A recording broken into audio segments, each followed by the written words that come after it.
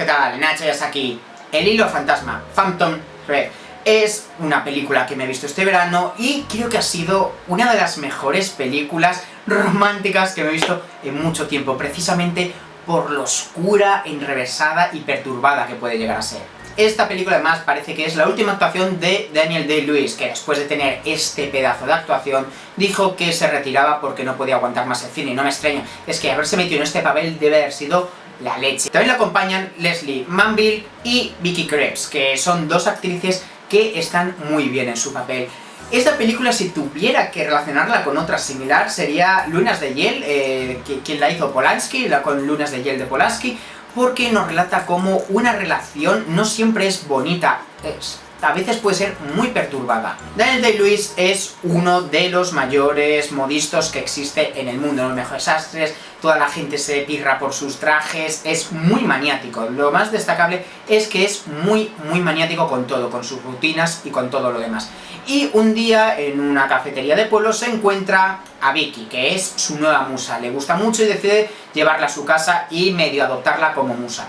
Lo que parece que es algo bonito, ¿no? Porque ella le gusta, se ve una buena relación, al final se acaba perturbando. Ya desde que entra Leslie, que es la hermana de Daniel Day-Lewis, pues ya se empieza a ir todo a la porra, porque se nota que no es una relación entre los dos, sino que va a ser siempre la musa de él, y que por lo tanto va a ser siempre una trabajadora.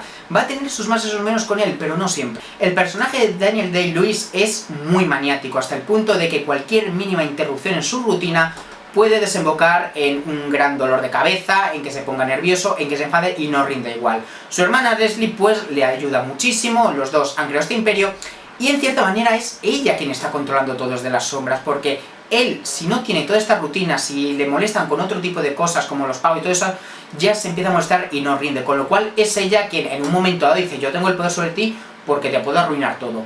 Entonces, claro, aquí entra un nuevo personaje, que es Vicky, ¿no? Entonces intenta ser ella misma y sin embargo está cayendo en saco roto, porque es que claro, no está consiguiendo lo que ella quiere, que es que él ceda.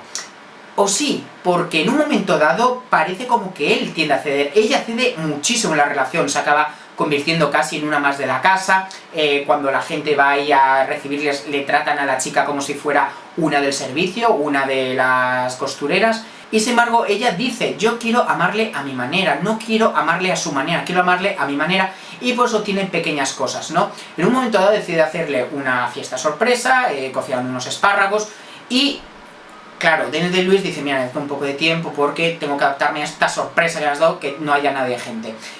Claro, él miente, con lo cual se demuestra que él, dentro de su forma de ser, ha cedido, es lo más parecido que ha hecho por alguien, ¿no? Dice: ¿te gustan los espárragos? Sí. Me estás mintiendo. Dice: mira, yo sabes perfectamente cómo me gustan los espárragos, no me gustan así, pero parece que dependiendo de las circunstancias podría llegar a mentir, ¿no? O incluso decir que esto está bueno. Entonces, claro, me sorprende muchísimo cómo ha llegado todo esto, ¿no?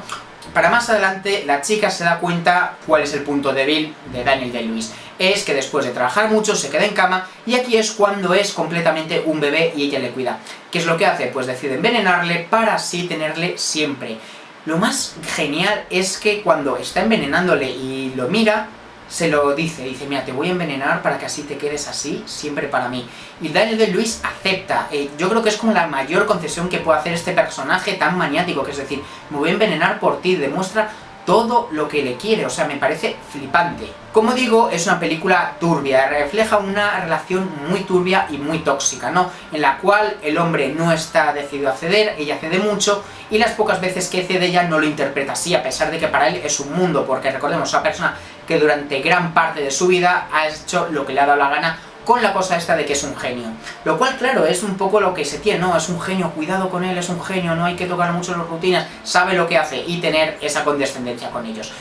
Entonces, claro, llegar a los puntos en los cuales la mujer quiere envenenarle para así tenerle para él, es como, wow, es flipante, ¿no? O sea, a mí me gusta esta clase de historias oscuras y turbias.